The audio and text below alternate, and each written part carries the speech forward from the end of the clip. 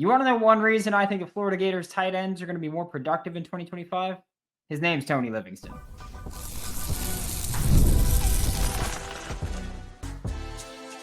You are Locked On Gators, your daily podcast on the Florida Gators. Part of the Locked On Podcast Network, your team every day.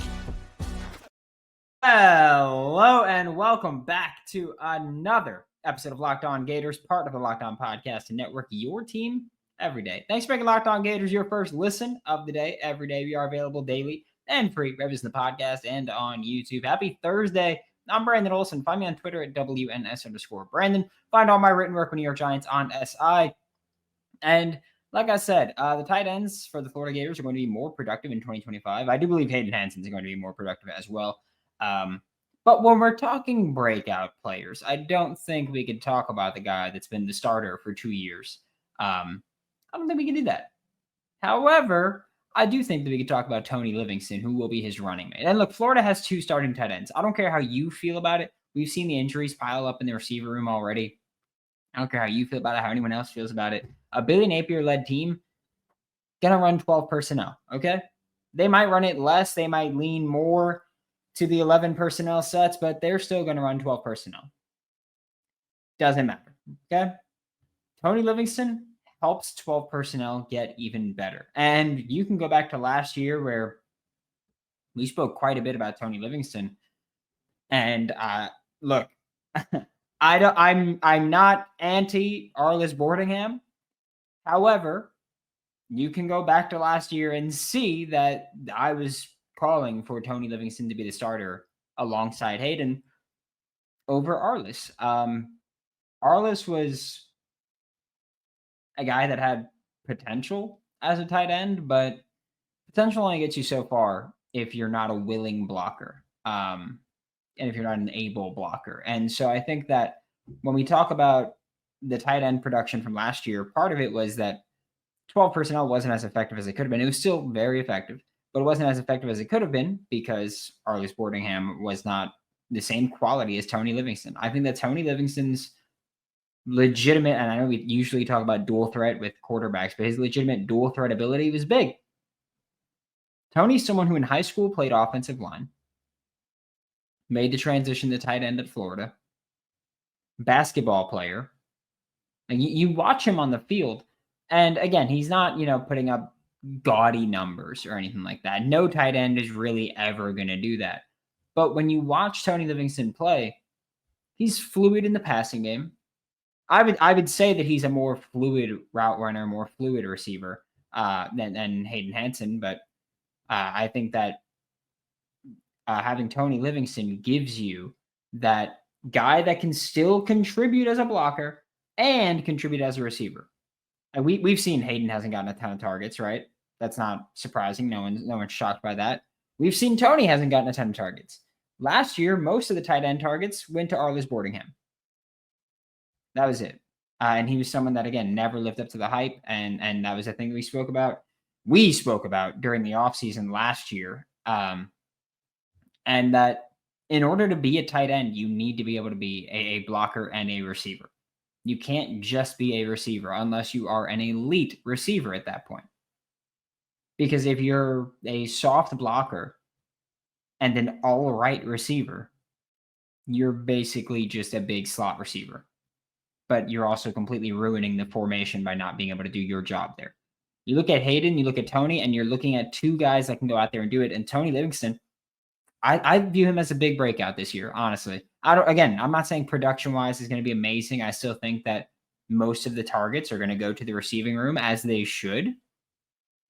But I think that we see Tony break out a little bit more. Tony is a more vertical receiver overall, I'll say. I do think that Tony will have more success on those crossing routes that we haven't really seen too much of from the tight end position so far under Billy Napier. I think that you saw DJ Lagway feel pretty comfortable throwing to the tight ends last year. And while they still weren't super productive, they were throwing, or DJ was throwing to the tight ends more than Graham Mertz was. I don't know.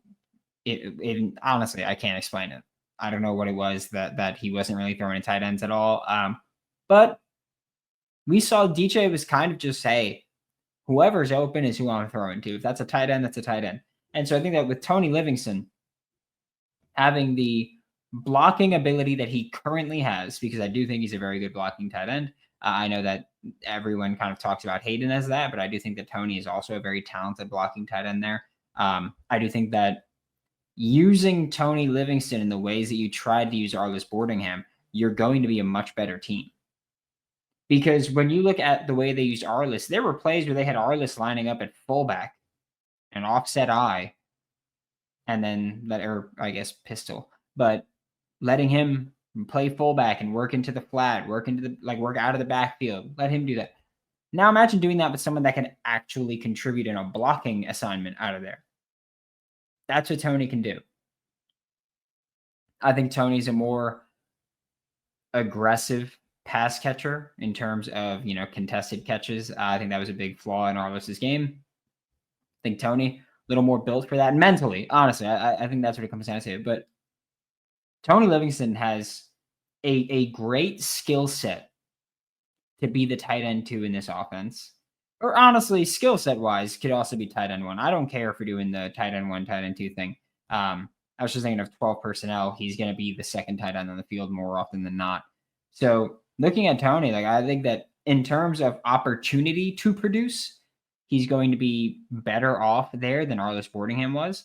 I think in terms of watching the film last year, he was miles ahead of Arliss Boardingham. Again, you can go back to last year where I'm on the show and I'm going, Billy, please start Tony Livingston. On the depth chart shows, it was Billy, please start Tony Livingston. We need someone that can go out there and actually block and be a pass catcher. Tony Livingston can be that this year. And I think that, you'll see some changes to this offense, but I think it's at its bare bones still going to be a Billy Napier offense, regardless of who's calling plays, right? Even if Billy does decide to give up play calling, it's still going to be his offense. They're not going to reinstall it, or they're not going to install a whole new system. Even if they do open up play calling duties or hand over play calling duties, you're still going to see a Billy Napier offense. And a Billy Napier offense is going to have 2 tight ends on the field. And those 2 tight ends, the best 2 tight ends on the roster last year were Hayden Hansen and Tony Livingston. They weren't the 2 that played the most. That was Hayden Hansen and Arliss Boardingham. But the 2 best tight ends last year were Hayden Hansen and Tony Livingston. The 2 best tight ends this year are Hayden Hansen and Tony Livingston. Okay, I think that you've truly got easily the best tight end duo that Billy Napier's had in his time at Florida so far. And probably in his career as an OC and head coach. I had to think for a second about Clemson, but they didn't really have a good tight end room then. So I just think that when you look at Hayden and Tony, they're going to complement each other well. But Tony's, I think, primed for a breakout. And we did kind of see it start to happen a little bit towards the end of the year. We saw there were a few plays or a few games where DJ was looking not for Tony necessarily, but looking as his option. You look at the Tulane game, and Tony had 4 catches, a touchdown, and 50, 60 yards. He scored against Florida State as well. He ended the year hot. If he can continue to build off that in 2026 and 2025 with more comfort with the offense, even more comfort with the offense, even more skill as a receiver, as a route runner, Tony Livingston should be a breakout candidate. And this is going to be a team, especially if the receiver injuries keep piling up, you're going to see a hell of a lot more 12 personnel, and you're going to need to rely on them more. I think Tony Livingston's ready to be that I'm not even going to say tight end 2. I'm going to say tight end 1B to Hayden's tight end 1A in 2025. We're going to talk about the offensive line. I know it's weird to say an offensive line breakout candidate, but we're doing it because we talk about the trenches here on Locked On Gators. Summer sports are in full swing, and whether you're all about baseball under the lights, golf on the green, or high-stakes soccer action, FanDuel is the best way to make every game more exciting. You're already following the action, so why not make it just a little bit more thrilling? With FanDuel, you can get in on the game with your friends, and you can honestly get in on the game while they're at the beach, getting sunburned. I get sunburned easily. I'm not going to lie to you. If you're new to FanDuel, new customers can bet just $5 and get $150 in bonus bets if your first bet wins. Open the FanDuel app today or visit FanDuel.com to get started. Thanks again for making Locked On Gators your first listen of the day every day. We are available daily and free, representing the podcast and on YouTube. And like I said, we're talking about the trenches in the second segment today. We're talking about Rod Kearney, right? And I'll die on the Rod Kearney hill. I don't care what anyone says. You can go back to the high school recruiting class. Rod Kearney was my guy that I was talking about. Like I was all in on him. The film in high school was so solid. The power that he played with, so solid. And he played a style of football that I think translates, right? I think when you go back and watch Rod Kearney play in high school, you're looking at him and you're like, okay, well, he looks like he's physically ready to handle responsibility. Like he looks like he's physically ready to go out there and play. And since then, he's gotten bigger. He's gotten better. And I think that Rod Kearney now is set for I'm going to call it a breakout. And I know it's hard to say a breakout for an offensive lineman. So I will specify that the way that I'm talking about this is not just seeing more snaps, but seeing either similar or elevated play in those snaps. And I say that because Rod Kearney, you go look at the film, and I'm serious, you can go back and look at the film. You can look at the Texas game. You can look at the bowl game. And Rod Kearney's film last year was really, really solid, okay? If he were the starting guard this year, I'd be thrilled. I wanted him to be the starting guard last year. So Rod Kearney's film last year, really solid. Again, he didn't play a ton. That's just the fact of the situation. Played a handful of snaps against Miami. Played a dozen-ish snaps against Samford. Didn't touch the field on offense again until the Texas game. Okay? So didn't touch the field on offense again until the Texas game, where performed pretty decently, right? Especially when you consider that he was someone who had never, at that point in his career, played significant snaps. And he played significant snaps against Texas. And so we're talking about someone that had never played significant snaps at any point in their career so far. And then he went out and he played significant snaps against an elite Texas defensive line. And again, you put the film on, and he looks good on those reps. He does. Then you don't really see him again until the Tulane game. And he plays, I don't think he started, if I'm not mistaken. He didn't start, but he played a lot of snaps in that game. And he looked really good against a defensive line that wasn't making things easy, right? Like, I know people want to talk about it. It's Tulane. It's the group of five. I don't care, man. They get dudes. They get defensive linemen to the league almost every year at this point. I don't care that they're Tulane. Especially me, I'm not going to bash the G5 like that.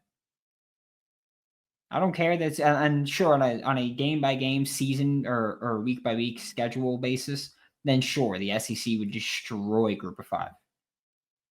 But in terms of saying like, oh, like they don't have any good guys, that's just not true. And if you say that, you're an idiot. There's just no other way to put it.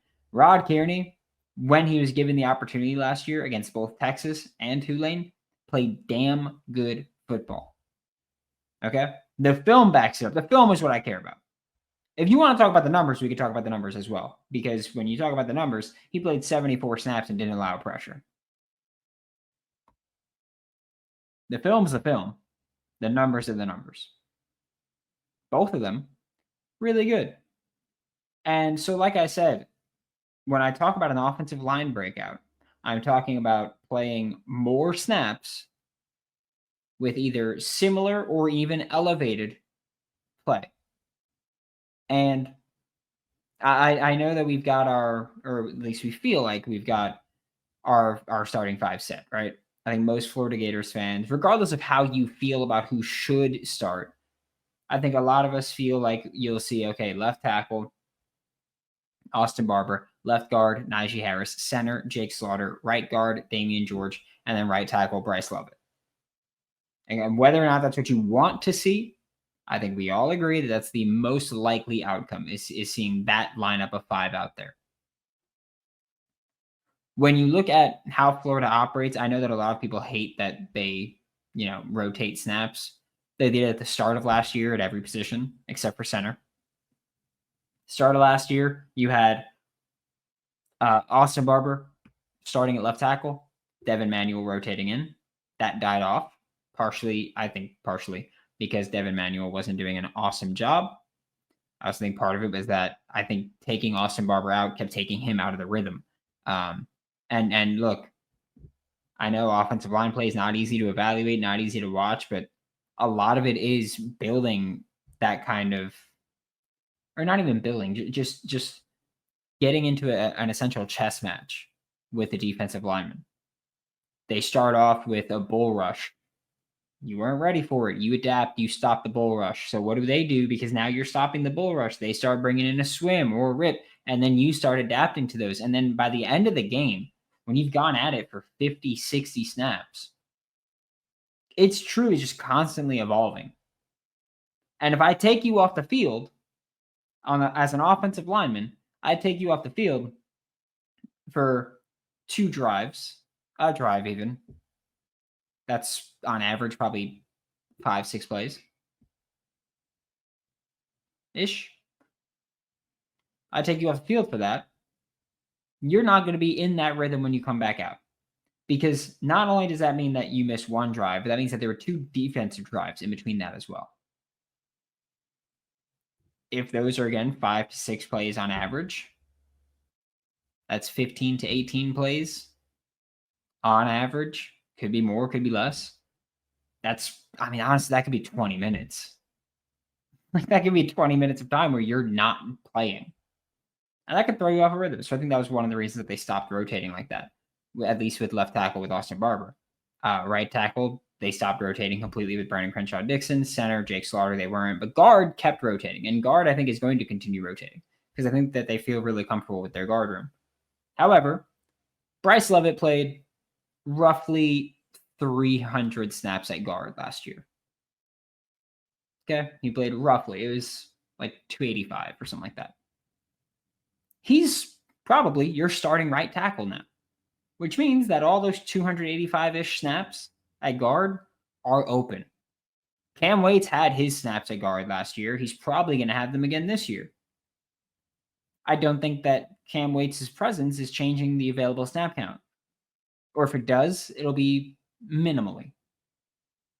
So that means that all those Bryce Lovett snaps are open from last year. That means that Rod Kierney could step into that. If Rod Kierney can step into that role and still give you the same level of play that he was giving you last year, which I think he can do, because again, you look at the film and he's really good, and you look at the film in high school and he was way better than he was ranked. Like, again, I'm not saying the high school film justifies saying, hey, you can come into the SEC, but I am saying that every opportunity he's been given going back to high school, he's looked pretty damn good at. And so I think that a lot of that will go into Rod Kierney playing and taking on a larger role and breaking out as an offensive lineman in 2025. We're going into the backfield for running back 3 when we get back with Locked On Gators.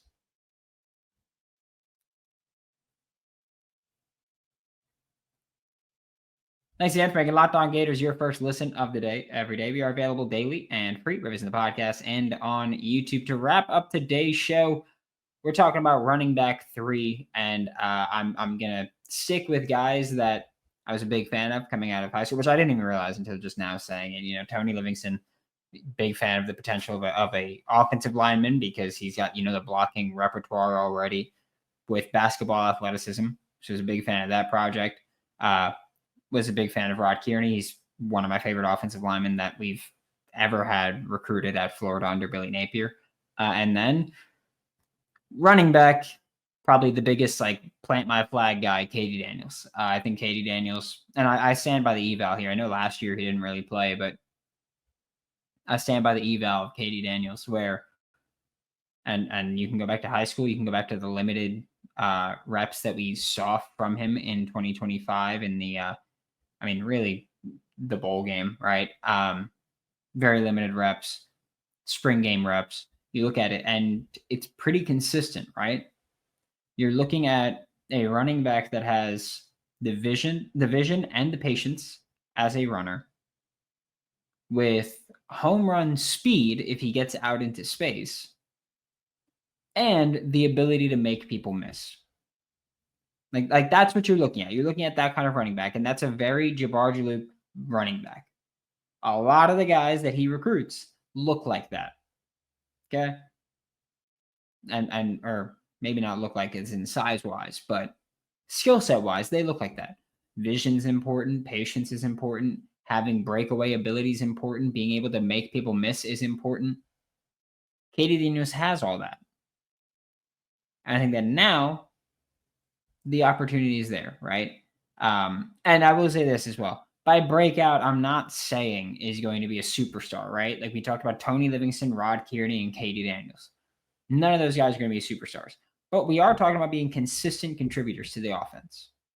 That's what we're talking about. Tony Livingston wasn't a consistent contributor last year. Didn't even play consistently last year. This year, he will. Rod Kearney also didn't play consistently last year. This year, he will. Katie Daniels didn't play consistently last year. This year, I think he's going to be your running back 3 in 2025. And I will also say this. As far as I'm concerned, running back 3 is wide open, right? I think everybody agrees with that, or just about everybody agrees with that. I know that there are some people who feel if Treon Webb is healthy, then he's going to get those snaps and he's going to be running back 3. Maybe. I'm not fully bought into that. I don't buy it. I'm just going to say that. I don't really believe that they would do that for someone that's still relatively unproven. I know that a lot of people like Treon Webb, but he had 20-ish carries last year. He had 20-ish the year before. He's still very unproven. I don't think anyone's expecting him to come in and just hit the ground running and be this great player all of a sudden. So I think that running back 3 is a very open competition, right? There's Jaden Baugh at running back 1. There's Jacoby Jackson at running back 2. And then running back 3, open with Treon Webb, Katie Daniels. Duke Clark's going to be in that battle as well.